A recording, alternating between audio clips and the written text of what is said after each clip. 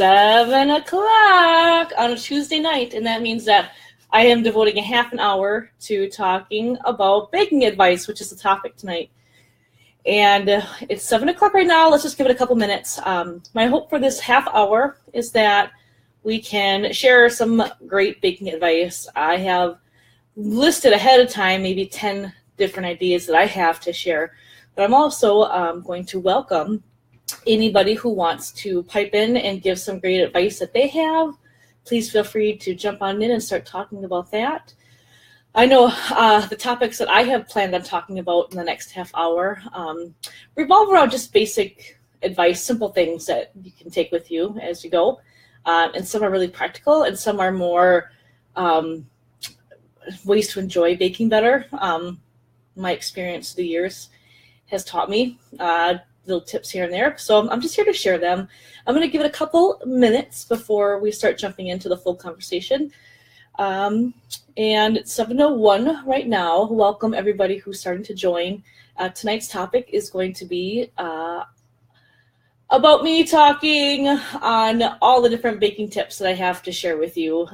And welcome anybody who wants to join, and anybody who has any questions. The topic tonight is going to be baking advice, and if you have advice that you want to share as well, please feel free to jump on in. Maybe I'll start with how busy my week was. Whew. You guys, I'm going 100 miles an hour right now. It's crazy. My life is fantastic, but it's just, it needs to slow down just a little bit. But I'm not going to complain because everything is as it should be. We've had some really great opportunities lately. Last week we did this beautiful wedding cake that's on display at the wedding tree in downtown La Crosse, and that took a lot of hard work to get that going, but it's there and it's beautiful. So if you are in La Crosse, you can walk by or drive by the wedding tree, and you can see this beautiful replication of this gorgeous wedding dress that my bakery did. And we were on the Jason show a couple weeks ago, and that's based out of the Twin Cities. That was a hoot, you guys. That was so much fun. And we were invited to come back in March. So I'm excited about that. And we also, we're doing all these wedding shows. So last week we were at Wedding World. We were at Wedding Expo last week. This week we're at Wedding World. And then we're even going to hit up Rochester at the end of the month to see if we can expand our market. So welcome everybody. I see people are starting to file in. The conversation tonight is about baking advice. And I'm going to look to see if there's any questions. Mary has a question. She says, I made a carrot cake this weekend, and it was hard and dry. What did I do wrong? Carrot cake is usually the most moist cake of them all. We need a new recipe, Mary. Carrot cake should be very oily in the mixture. Mary, I'm going to ask you one quick question. Did it have an oil base or a butter base? And did you use things like pineapple in it? If you want to give me just a quick ingredient list, I can maybe help you a little bit more.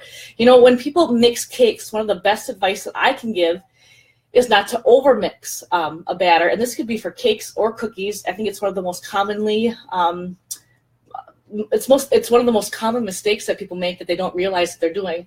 The problem with overmixing is that anytime you use flour has something called gluten in it. And gluten, the more you mix it, the more it keeps mixing, the more you develop the gluten. And sometimes this is a great thing, like if you're making bread and you want a tough crust on the outside. It's the whole idea behind kneading. That's why you knead, because you're developing that gluten and you want that firm crust.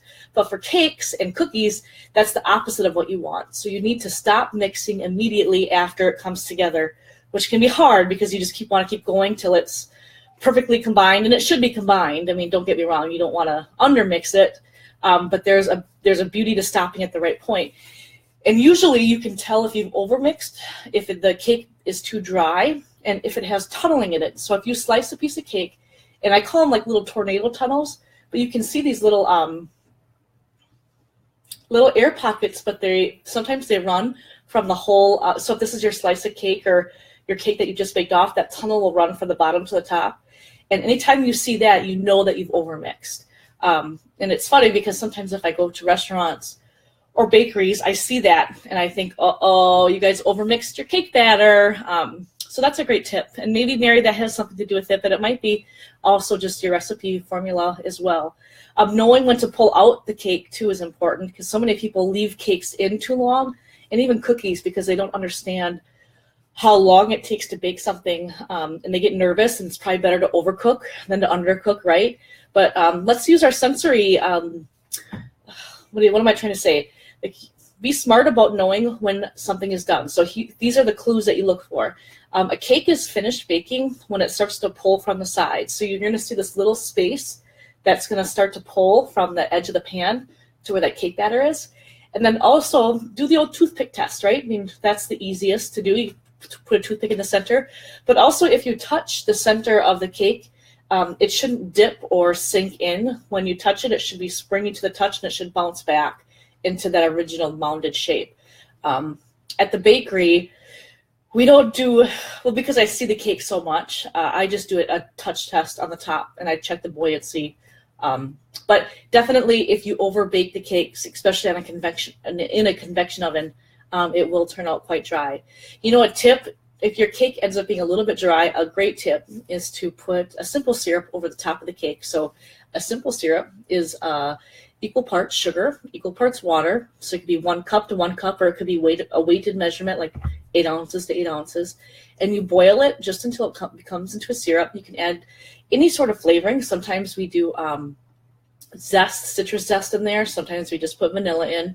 But you can put that and squirt it directly on top of your cake too.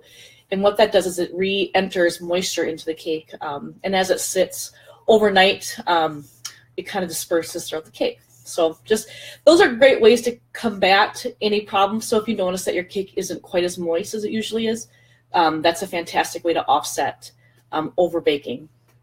Okay, next question.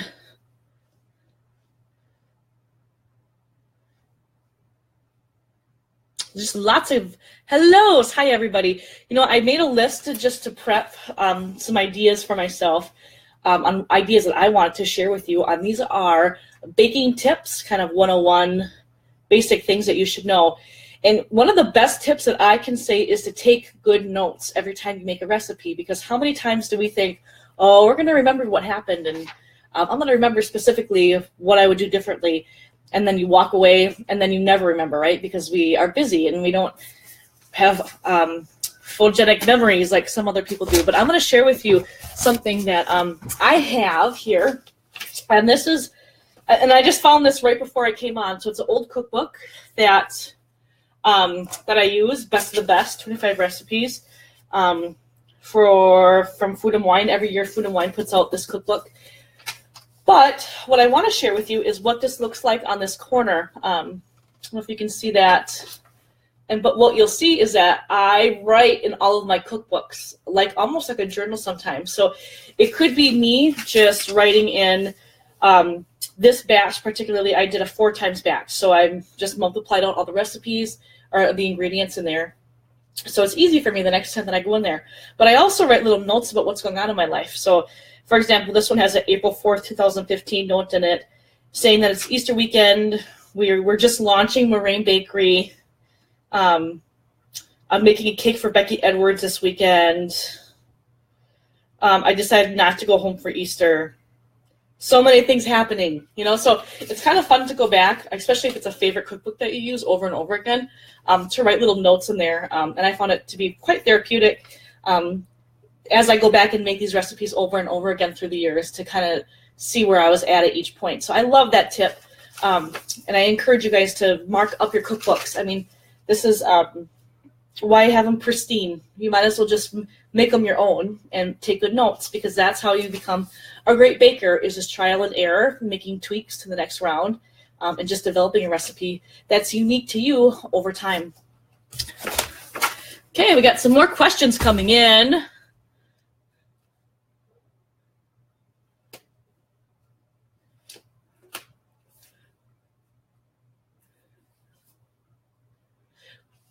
Dana has a question. She says, before you moved to Stoddard, did you bake like you do now? I know you have the kitchen in your basement.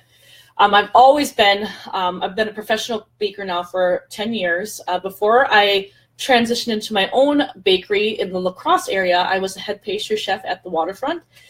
And when I left the waterfront, the Mint restaurant was just opening in La Crosse, Wisconsin, and I helped them out for a year as I transitioned into Meringue Bakery. And I've always been in love with baking and the idea around making art with food and celebrating life's milestones with a dessert that's made from scratch and with love. I love that concept and that idea, and it's always been exciting for me. Yeah. So any other questions specifically? I'm looking for questions that are geared toward baking advice.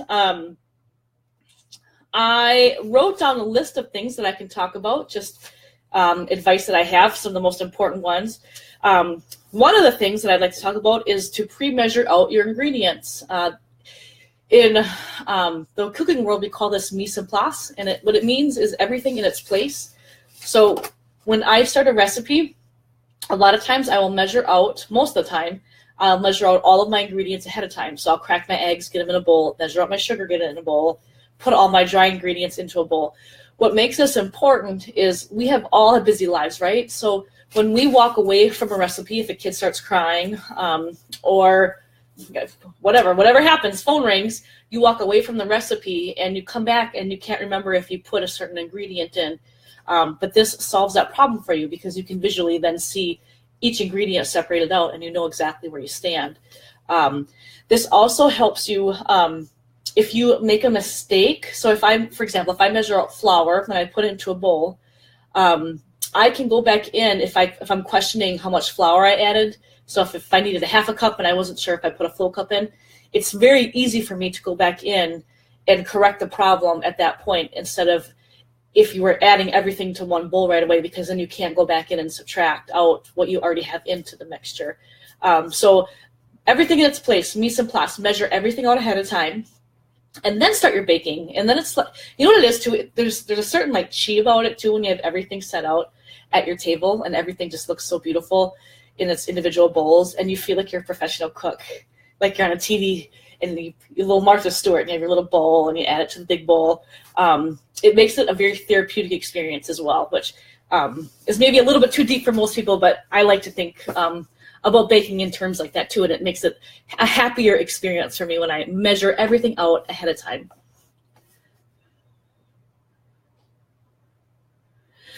Shannon has a question. Why do my chocolate chip cookies always spread out so thin? Urgh. Well, it could be a multiple things going on there. It could be just kind of a strange recipe that maybe isn't the best recipe. That screams to me two different things that are happening. One is you're over mixing the sugar and the butter and the eggs too much. So most recipes call for you to cream the butter, the sugar, and the eggs together. In that order, you start with the butter and the sugar, and then you eventually add the eggs. But if you were to walk away, let's say you have that on your KitchenAid mixer and you're letting that spin with a paddle attachment for 5 minutes or so, there is something about over whipping it at that point or over paddling it at that point because you're incorporating a bunch of air. And you want that to happen. Don't get me wrong. You want to cream those ingredients. But if you overdo it, if you let it go for too long, it does tend to flatten your cookies out because all that air that you incorporated, it makes it look like your cookie has lots of volume when you scoop it, but then when it goes to bake, it kind of flattens out. I would say try to experiment with adding a little bit of flour to your recipe. Maybe start small by adding 1 tablespoon more flour at a time, and just kind of adjust it from there. A lot of baking, especially what I've learned through the years, is it's tweaking. It's tweaking, getting it perfect. For example, at Bean Juice Coffee, we really want to expand out our flavors because right now I just am doing a vanilla scone base that we're adding to, but I'd love to have an oatmeal scone, a chocolate scone, and a red velvet scone over the next 3 months. I'd like to develop that. So in the bakery this week, we've been experimenting with red velvet and chocolate, and it was just a start. I looked up a random recipe online and I went with it, but now I know where I need to tweak it. And both recipes, we're going to, over the course of the next several months, we're just going to keep tweaking but it's small steps. It's the best you can do, right? It's like a big science experiment sometimes when you're working with these types of things. I'm looking at some more questions. Barbara has a question. When baking, does everything have to be at room temperature when coming together? I've heard yes and no. My answer is yes and no too. Sometimes it is important and it helps the mixture come together and become more homogeneous. So if you're making a cookie, for example, in the perfect world, you would have the eggs at the same temperature as everything else, because then the eggs can incorporate better and it doesn't chill that. So if you have cold eggs that are hitting warm butter, the butter's going to get a little bit more hard and it's not going to mix as well. But the reality of it is that yes, in a perfect world, there are some recipes that you would want to have everything at room temperature, but my experience is unless you pre-plan everything out in advance by at least 4 hours or more, it's not always the case. And there are some recipes that where you make a mousse, it would be bad to have like your heavy cream at room temperature. You wouldn't want that. And when you make scones, you'd want your temperature of the butter to be really cold, almost even frozen, and you'd want your heavy cream to be cold too. So it totally depends on the recipe. And I guess maybe for creaming recipes that have the creaming method, so we're talking like cookies or some cakes where you have to cream the butter, that would be the case where yes, you'd probably want at best to have things at room temperature.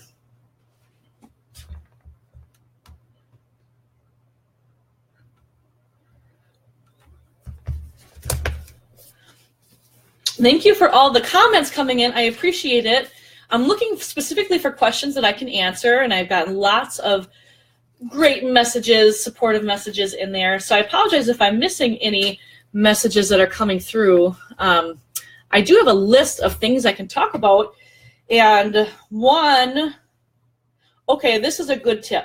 So I call it the sacrifice cookie. And what it is sometimes when you're making a chocolate-based recipe, let's say it could be a chocolate cupcake, a chocolate cookie, a chocolate scone. When you bake off an item like that, it can be really hard to understand how long to bake it, because a lot of understanding how long a cookie takes to bake is visually seeing how it browns on the edge. And when you have a chocolate cookie, you can't, that factor is taken out because it's already brown, right? So what I always do is I call it the sacrifice. So I take one cupcake liner and I fill it with one cupcake, or I'll scoop out one cookie and I'll put it in the oven and I'll gauge how long it takes to bake, because that way you're not ruining your whole batch if you scoop out everything in a row and you put it all into the oven at one time, you risk the chance of over baking. And it's really easy to do with chocolate products. With cupcakes too, it doesn't even necessarily have to be chocolate, but with filling a cupcake liner, it's like you play this game where you try to fill it up as much as possible because you want that beautiful mound on the top of a cupcake. So it's this game of how high can I fill that liner so I get this beautiful cupcake, or so this is a very good tip if you're making any sort of cupcake. It could be vanilla as well, because that way you can gauge how full to fill your cupcake instead of scooping out every cupcake into the liner, baking it all off, and then being disappointed with how much it rose within that liner. So Sharon has a question. When a recipe calls for espresso, is that a special ingredient or just coffee or instant prepared? Fantastic question, and it depends. So if it's asking for espresso, you should really use espresso. So in the bakery, but I say that because espresso is really the gold standard. If you want something to taste, if you want something to have a smooth coffee taste, espresso is really the way to go. But so when I bake my chocolate cake recipe, that actually, remember that book that I just showed you earlier? That recipe actually came in from here. It was called That Chocolate Cake. And it calls to put coffee inside of the cake. And the coffee flavor in that case is just a really mellow flavor of coffee. And it's just meant to enhance the chocolate flavor. So for that recipe, I use instant coffee because it's not necessary to have the most expensive option. But if you're making something like tiramisu, where the coffee is the highlight of that dessert, you should really use espresso. It's worth the extra money. And you could, get it multiple ways. You can buy espresso powder, and if you have a fancy coffee machine at home, you can make it yourself. You could call a place like a downtown shop like Bean Juice Coffee, and they could make espresso shots for you in advance. And you could actually just use the espresso shots from a coffee shop, which is what my favorite thing to do is, because if you really want a really smooth coffee flavor, that's really the way to go. But if it's, it's kind of, maybe the best way, oh, yeah, crying babies. The best way to explain this is if you were making a rail drink versus a high-end drink. There's ways to, you can hide a lot and use a cheaper liquor for certain items. But if you really want a simple drink, sometimes it's best to use the more expensive liquor. So same rule applies to espresso versus instant coffee. I hope that answers your question there.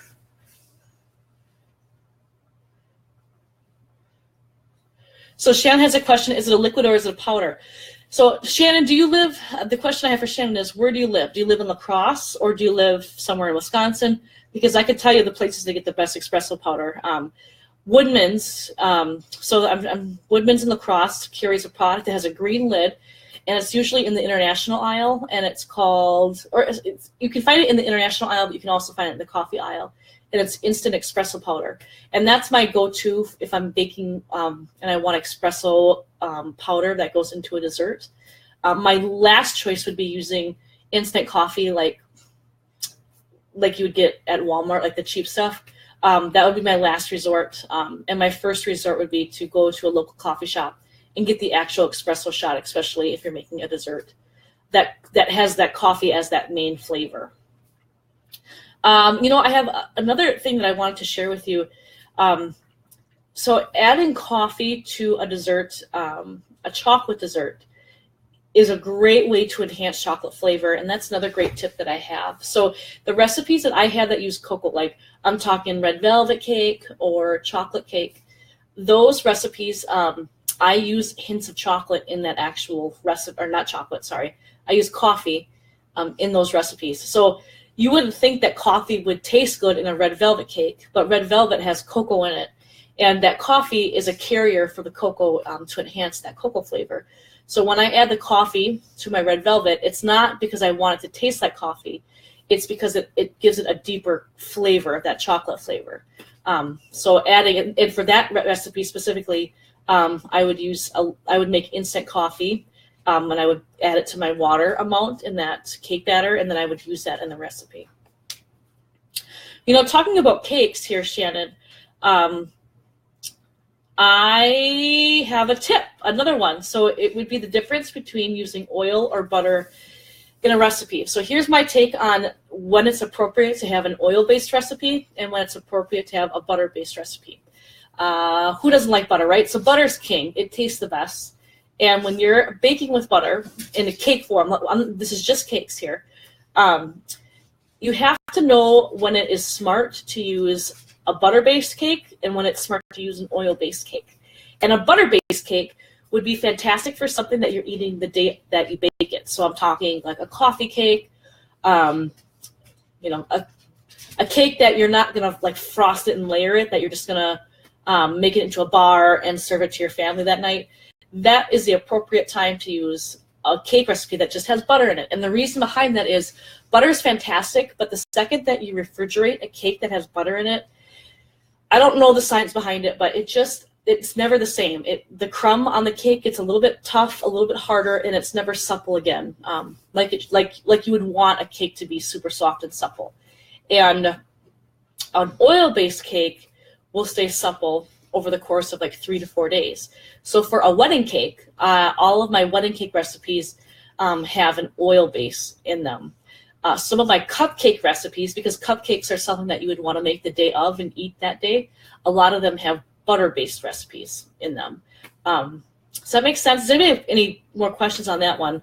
I can go off on a big tangent about the difference between oil and butter.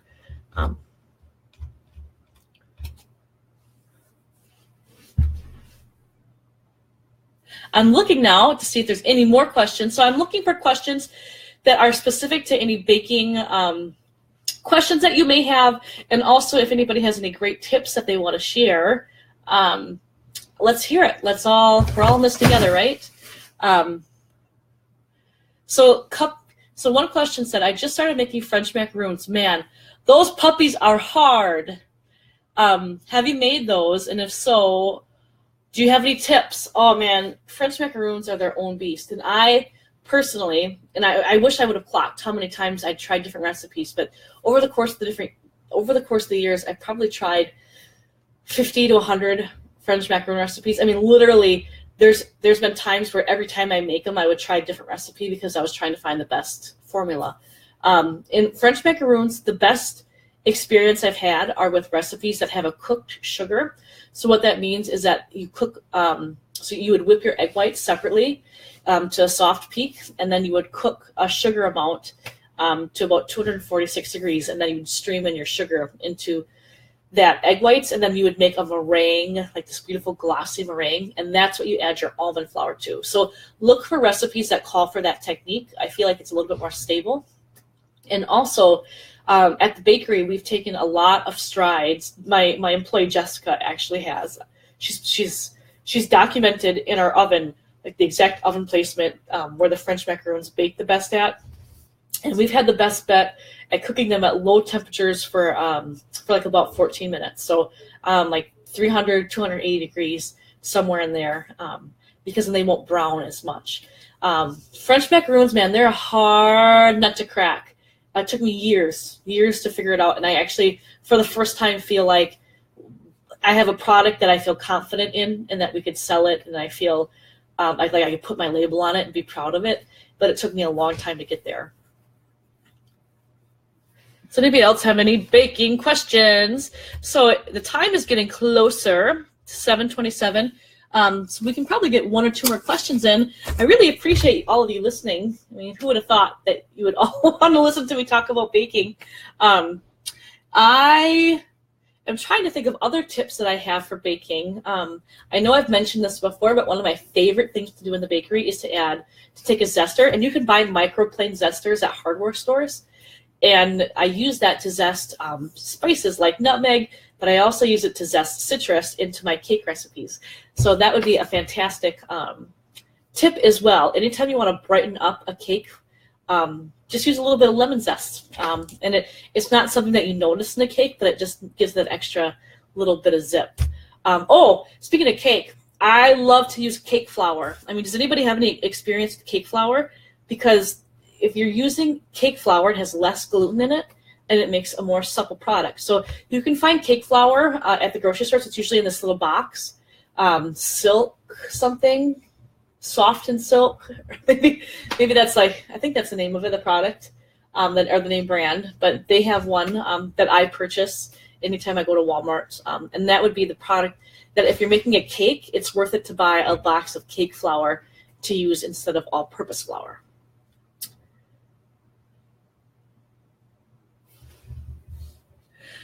Jen Moore has a question.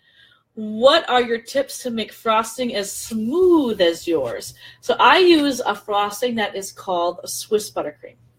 And it's different than the traditional American buttercream. So the buttercream that I grew up on, you know, if we went to a bakery when I was a kid, you had two choices. You could get the buttercream that was made with powdered sugar and butter and probably a little bit of Crisco and vanilla. Or you could get this product that was like a thick whipped cream product. I don't even remember what it's called anymore, but it's like, picture like Cool Whip, but on crack, like that really thick whipped cream. You guys know what I'm talking about. So those are the choices that I grew up on. But I, over time, developed a recipe the recipe that I use is called the Swiss buttercream. And it involves whipping up a cooked sugar meringue. And actually, it's the reason why I named my business Meringue, because my buttercream has a meringue base. So to make a smooth buttercream frosting, it's a really easy recipe. So you would take 1 part egg whites to 2 part sugar, and you would cook them over a water bath. So if you had 8 ounces of egg whites, you would put 1 pound of sugar into a bowl over a water bath, and you would stir pretty consistently, and you want to stir until that mixture gets to about 160 degrees, or until that sugar granules, they all dissolve in that bowl. And From there, you strain it and you put it into a bowl and you whip it and you whip it probably for a good 5 to 10 minutes, but it gets this beautiful thick meringue. It's a beautiful mixture. And from there you add butter to it. But what's different about that is it's because it doesn't use powdered sugar, it never gets that grittiness or that crust on the outside of it like a traditional American buttercream would. So you should look up that recipe. It's super easy. We can talk more about that too at some point. I'd love to share how to make that. It's a fantastic recipe, and there's multiple ways of doing it. You could cook. There's a French method. There's a French way of doing it and a Swiss way of doing it. But in the end, it's all the same product. It's just you cook your sugar differently. All right, you guys, my half an hour is coming close to an end. Let's get one more question in here. Soft as silk, Cindy. Thank you. That's the name brand. So anytime you're going shopping, next time you're at Walmart or IGA, go get yourself a box of this product called Soft as Silk, and it's the cake flour, and that's the flour that you want to use for cakes. You wouldn't want to use it for cookies, but for cakes, it'll make your cake more soft.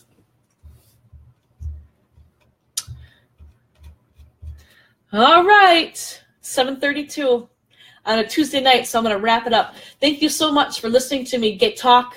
Sometimes I feel like I talk too much, but I really want to share all this great knowledge that I have. You know, for next week, I've had a request to talk about my best kitchen gadgets or the tools that I think everybody should have. And I can give one tip right away. It's a product called the Silpat. And it's one of my favorite kitchen tools that I think every home should have. We can talk more about it next week. Thank you so much. Take care.